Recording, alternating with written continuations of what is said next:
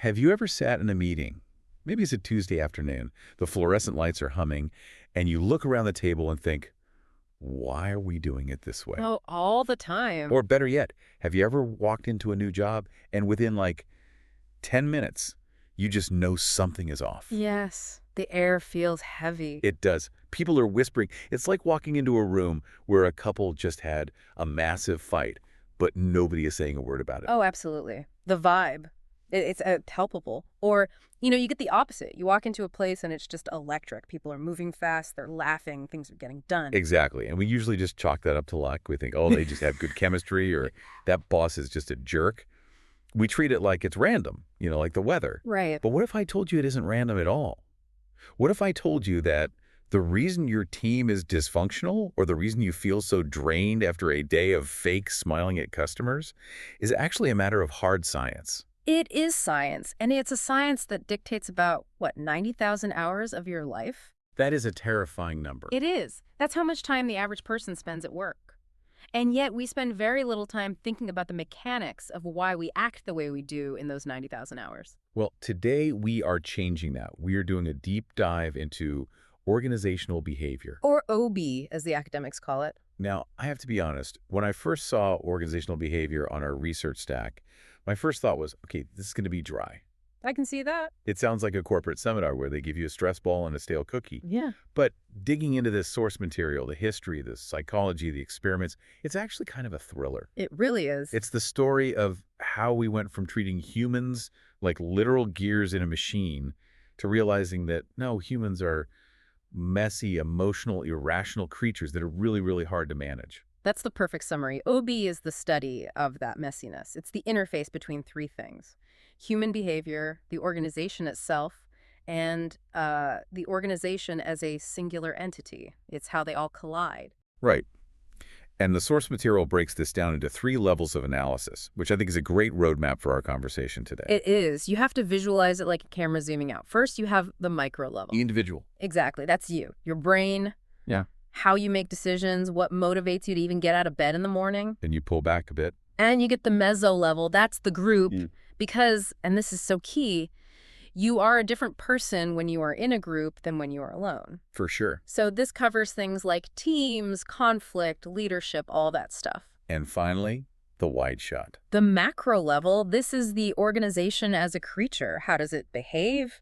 What is its culture? How does it survive in the wild, so to speak? So that's our mission today. Yeah. We are going to traverse all 3 levels. We're going to look at why we stopped treating workers like robots, mostly, and why modern leadership is so difficult. Right. But to understand the modern office, with its Zoom calls and its Slack channels and everything else, we actually have to go back to the beginning. We have to go back to the moment work changed forever. The Industrial Revolution. Let's set the scene here. It's the 1760s. Before this, if you needed a chair, you went to a guy who made chairs. Right, a craftsman. He owned his tools, he worked at his own pace, he probably drank a beer at lunch.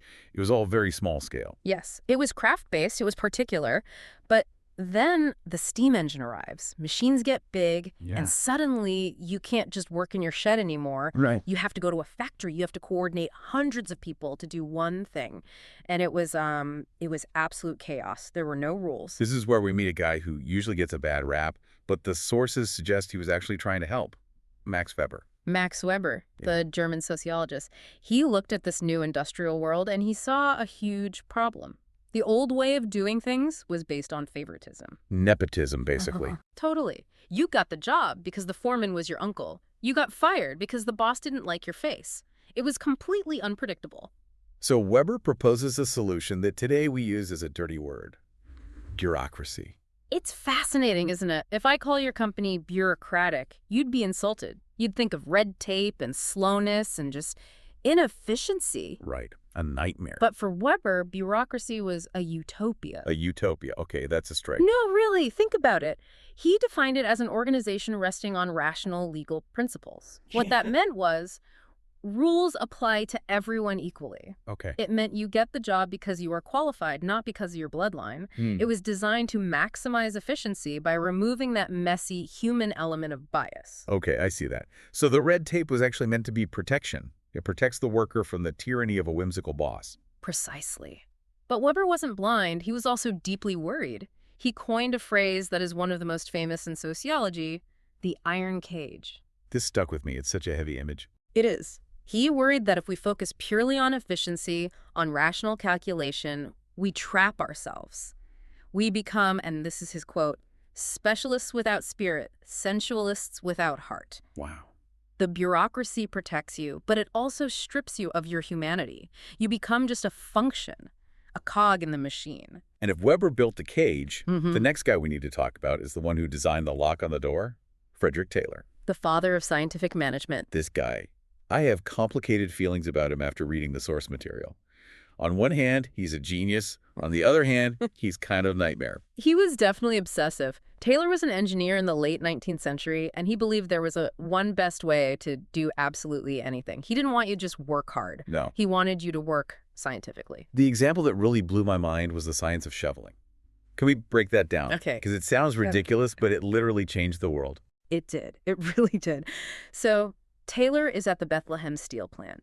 He watches these guys shoveling coal and iron ore. Sometimes they use a big shovel, sometimes a small one. Sometimes they lift 5 pounds, sometimes they lift 30. And to Taylor, that inconsistency is a sin. Yeah. It's pure chaos. It's waste. So he starts experimenting. He treats the human body like it's a machine. Yeah. He runs tons of tests and finds that if a worker lifts exactly 21 pounds per shovel load, they can move the maximum amount of material in a day without collapsing. 21 pounds. Not 20, not 22. 21, that was the magic number. So he literally designs different shovels for different materials. Yes, that's the genius of it. If you're shoveling heavy iron ore, you get a small shovel, so the load weighs 21 pounds. If you're shoveling light coal ashes, you get a massive scoop, so it weighs 21 pounds. That is incredibly smart. I mean, productivity must have gone through the roof. It did, massively. Some workers were earning 60% more pay because they were so much more efficient. But, and here's the iron cage part, they lost all autonomy. All of it. Taylor famously told a worker, "You are not supposed to think. There are other people paid for thinking around here." Ouch. He essentially tried to program humans. And he wasn't alone in this. The Gilbreths, Frank and Lillian, they took this even further with their time and motion studies. Oh, this is wild. They did film workers, like bricklayers, and break down their movements into frame-by-frame analysis. They'd analyze every little tiny motion. Did you move your left hand 6 inches? You only needed to move it 4 inches. Yeah. That's 2 inches of wasted movement. Exactly. They wanted to eliminate wasted motion. If you paused to scratch your nose, that was an inefficiency to be eliminated. And then Henry Ford takes all of this, the bureaucracy from Weber, the scientific management from Taylor, and builds the ultimate machine, the assembly line. Fordism. The standardization of everything. You don't need a skilled craftsman to build a car anymore. You just need an unskilled worker to stand in one spot and tighten bolt number 45 5,000 times a day. It's the absolute peak of the machine age of work. But here's the thing about machines. They don't have feelings. They don't have bad days. Oh. And eventually, this view of the worker as just a part started to crack. It cracked wide open in the 1920s. And the amazing thing is, it happened completely by accident. The Hawthorne Studies. This is my favorite story in the whole stack.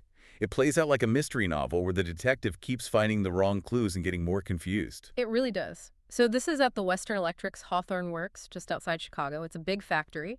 They bring in a team of researchers to answer a very Taylorist question. Does better lighting make workers more productive?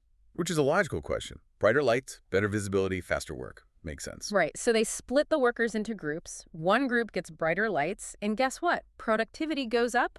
Success. Theory confirmed. Great. Case closed. But then they try the reverse. They dim the lights. And this is where it gets really weird. Productivity goes up again. Wait, so brighter lights equals more work? And dimmer lights also equals more work? Yes. They kept dimming them. At one point, they got it down to the level of moonlight. Productivity still went up. The researchers are just baffled. They must have thought their data was broken. Completely. They changed the temperature, productivity goes up. They changed the break, times productivity goes up. No matter what they changed, Performance improved. It's like trying to study a cat. As soon as you look at the cat, it starts acting differently. That is exactly what it was. A researcher named Elton Mayo, who analyzed all this, realized it wasn't the lights, it wasn't the temperature, it was the fact that someone was paying attention to the workers for the first time. Oh. The workers felt special. They bonded as a group because they were part of this experiment. They felt seen. Hawthorne effect. Correct. And this was the earthquake that shook the foundation of scientific management. Mayo proved that you cannot treat a worker like a machine part. Their performance is deeply tied to their social relationships, their feelings, and their sense of being valued. And that ushered in the human relations movement. Suddenly, managers couldn't just say, shovel this. They had to ask, so, how are you feeling about the shovel? Laughs. Essentially, yes.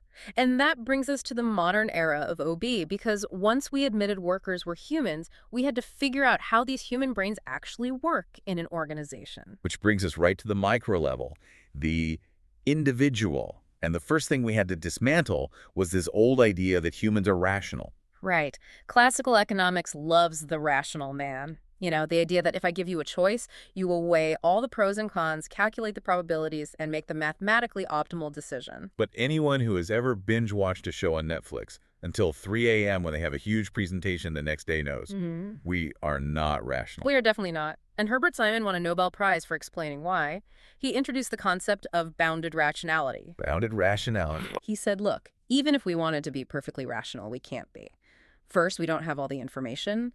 Second, we don't have the brain power to process it all, even if we did. And third, we don't have the time. So our rationality has limits or bounds. Exactly. So what do we do instead? What do? We satisfice. Satisfice. It's a combination of the words satisfy and suffice. We don't look for the best possible solution. We look for the first solution that is good enough. This is the toothpaste aisle in the supermarket. That is the perfect analogy. You're standing there. There are 50 kinds of toothpaste.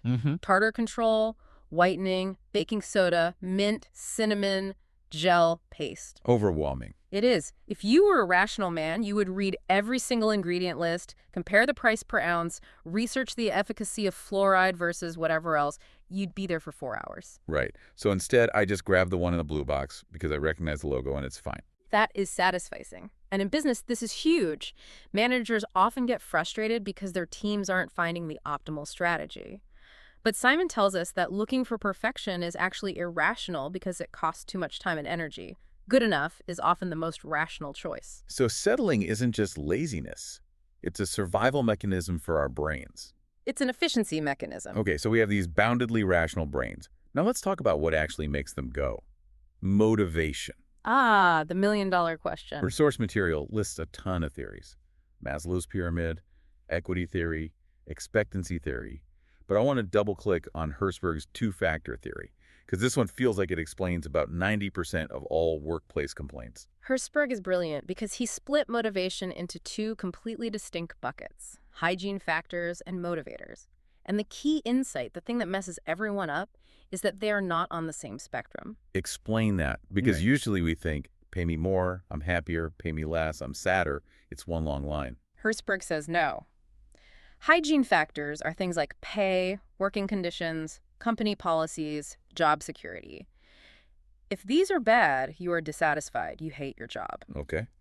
But, and this is the kicker, if these things are good, you aren't motivated. You're just neutral. You're not dissatisfied. Whoa, so a big paycheck prevents me from quitting, but it doesn't actually make me work harder. Precisely. A good salary and a comfortable office are like good hygiene. They prevent disease, but they don't make you healthy. They just keep you from being miserable. So what makes you healthy or motivated? That's the second bucket. Motivators. These are things like a sense of achievement, recognition for your work, the work itself being interesting, having responsibility, opportunities for growth. This explains so much. I've definitely had jobs where the pay was great, the benefits were amazing, but the work was mind-numbingly boring, and I had zero autonomy, and I just checked out. I did the bare minimum to not get fired. You were not dissatisfied, but you weren't motivated. And managers get this wrong all the time. They think, morale is low, let's buy a ping pong table, or let's give everyone a 2% bonus. That's just hygiene. It's all hygiene. If the work itself sucks, the ping pong table is just a piece of furniture in a room full of unmotivated people. Speaking of being unmotivated, let's talk about the emotional toll of work. Because for a very long time, the rule was check your emotions at the door. which is, biologically impossible. Right, and the concept that jumped out at me here is emotional labor. This is a term coined by the sociologist Arlie Hochschild. It refers to the effort it takes to regulate your emotions to meet the organization's expectations. And this isn't just don't yell at your boss. This is deeper. It's you must smile. Yes. The classic example is a flight attendant. A passenger is screaming at them because there's no more overhead bin space.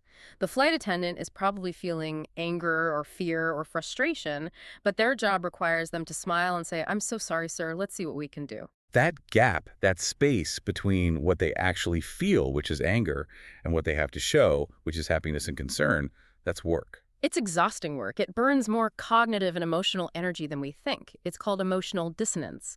And if you do it for 8 hours a day, 5 days a week, it leads to burnout just as fast as lifting heavy boxes does.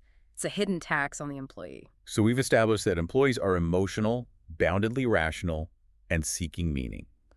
That sounds complex, but manageable.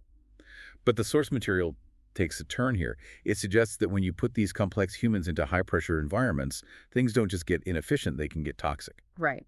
Because we aren't just dealing with mistakes or inefficiencies anymore. We are dealing with malevolence. The research calls it counterproductive work behavior, which is behavior intended to harm the organization or its members. And this brings us to Section 3, the dark side of the workplace. Cue the ominous music.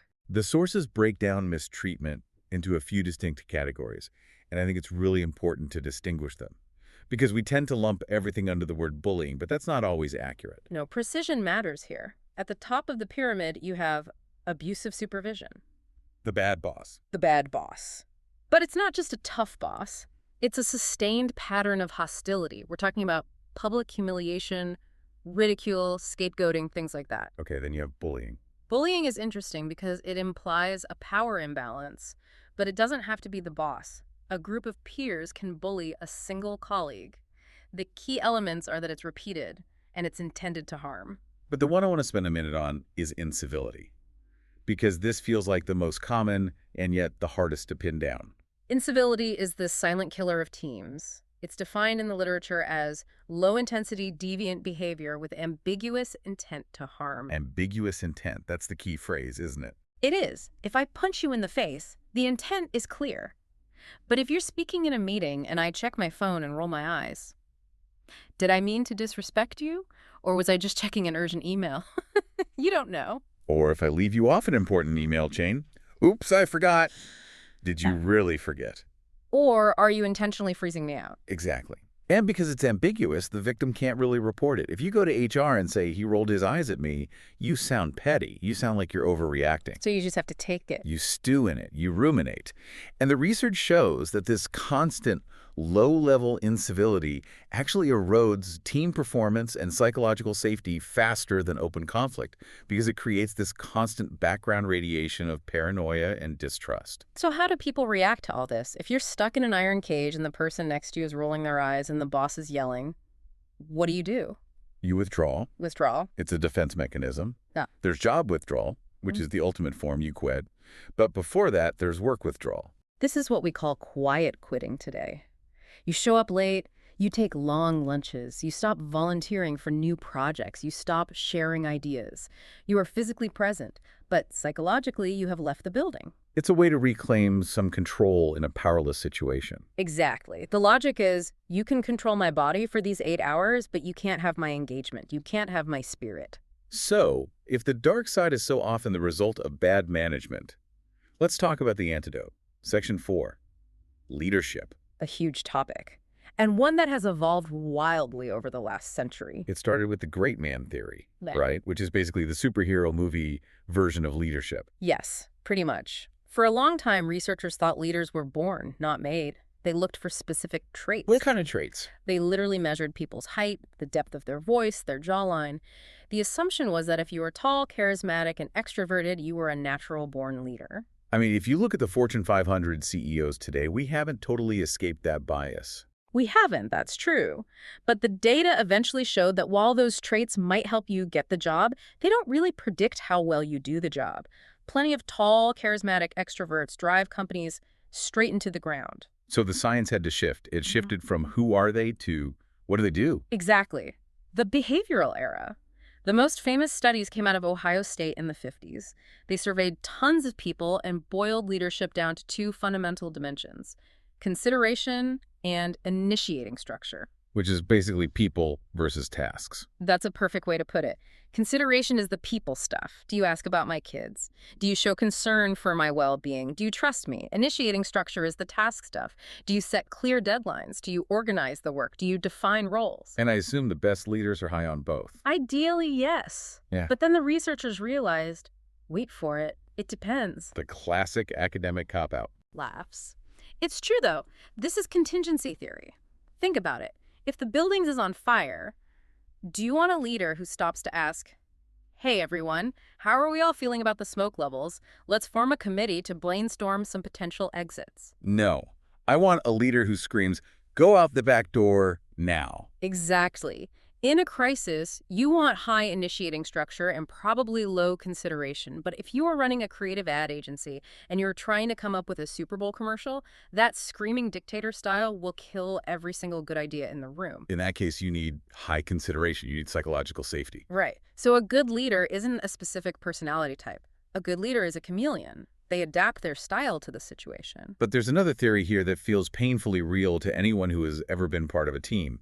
LMX, leader-member exchange. This one hurts because it's so true. LMX theory challenges the idea that a leader treats everyone on their team the same. It says that leaders form unique one-on-one relationships or dyads with each employee. Which inevitably leads to the in-group and the out-group. Or, as we all called it in elementary school, the teacher's pets and, well, everyone else. But this isn't just about liking someone more. It fundamentally affects how they work. Profoundly. If you are in the in-group, the boss trusts you. You get more autonomy. You get the benefit of the doubt.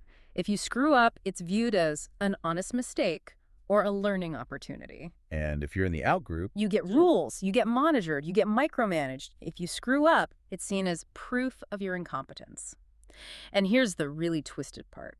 Because the out-group is micromanaged and distrusted, they tend to perform worse. which confirms the boss's initial bias. It's a self-fulfilling prophecy. The leader's perception creates the reality. That is brutal. It makes you realize how much power a manager has to shape an employee's entire reality at work. Which is why transformational leadership is considered the gold standard now. It's the inspiring stuff, right? The motivational speeches. Yes.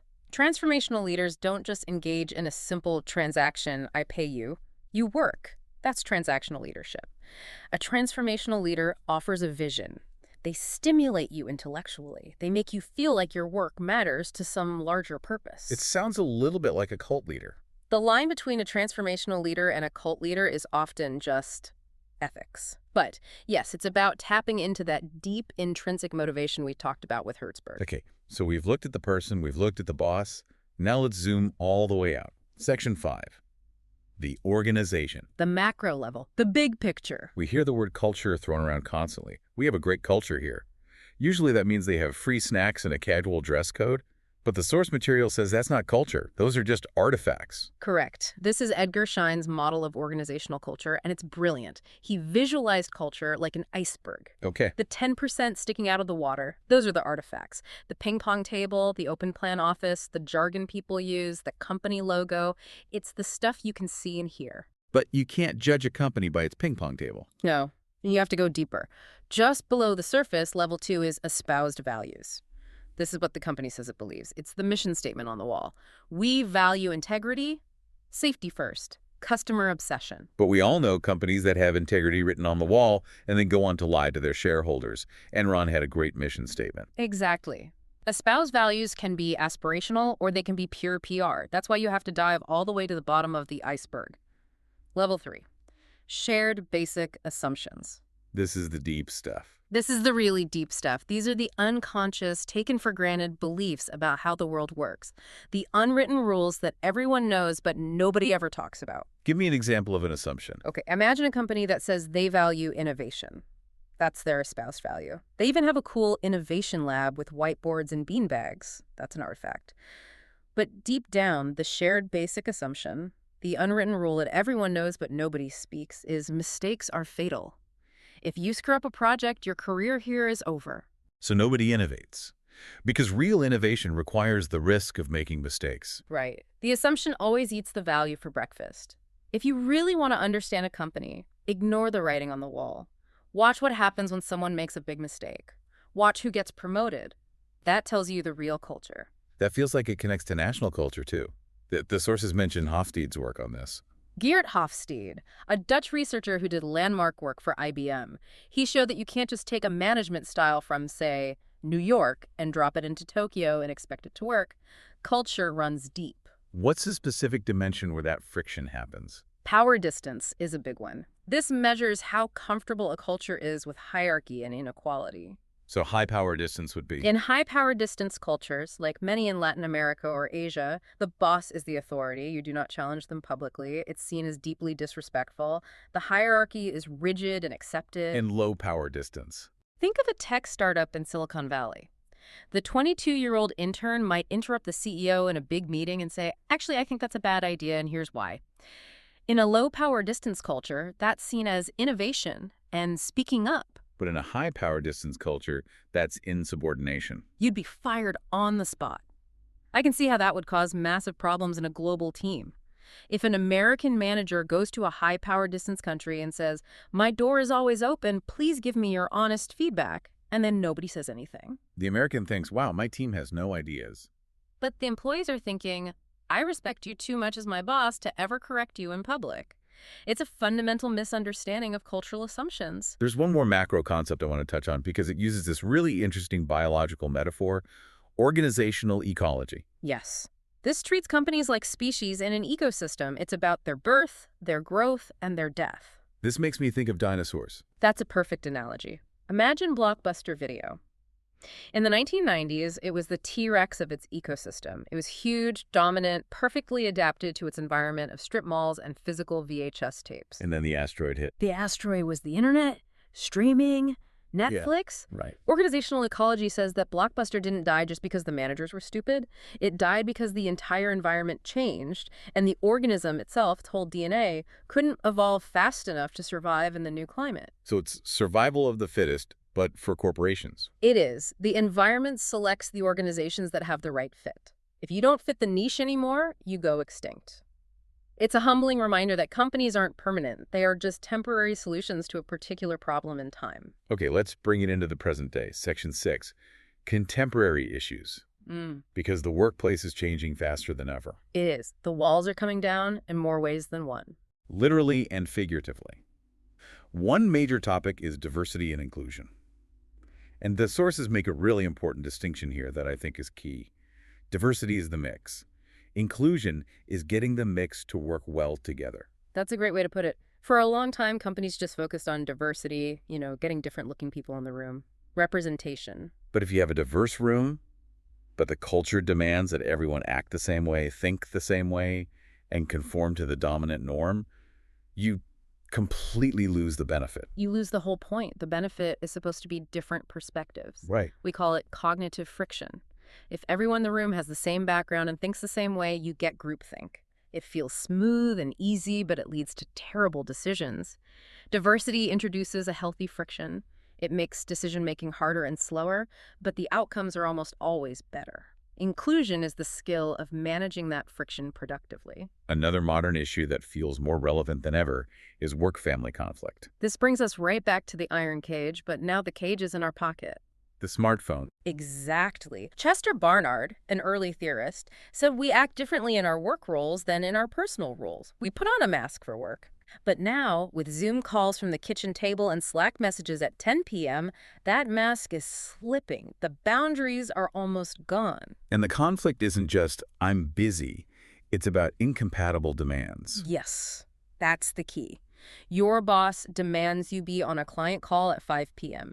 Your daycare demands you pick up your kid by 5 p.m. You cannot physically be in two places at once. That creates a massive, unresolvable stress. Before we wrap up, I want to touch on how we know all this stuff. The research methods. Because we keep saying research shows, but what does that actually look like? Are people just handing out surveys? Surveys are the bread and butter, for sure. That's the quantitative side. But some of the really cool cutting-edge stuff is happening in simulation. Computer simulation. Yes. Agent-based modeling. Imagine a customized version of The Sims or a video game, but for an office. Researchers create these virtual employees or agents. They program them with specific traits based on real psychological data. This one is grumpy, this one is a narcissist, this one is highly motivated and collaborative. And then they just hit play and see what happens. Pretty much. They run the simulation thousands of times to see what happens. Does the team succeed?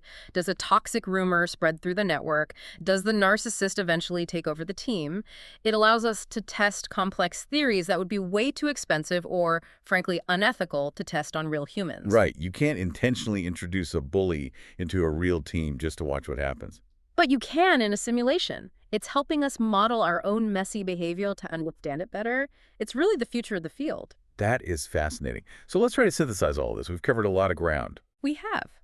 We started with the chaos of the early factory, moved to the iron cage of efficiency, discovered the importance of human feelings at Hawthorne, realized our brains are bounded, explored the dark side of incivility, decoded the hidden rules of culture, and ended up with computer simulations of virtual employees. It's a massive journey. But for you, the listener, what's the big takeaway here? For me, it's that work isn't just a place you go. It's a complex social system.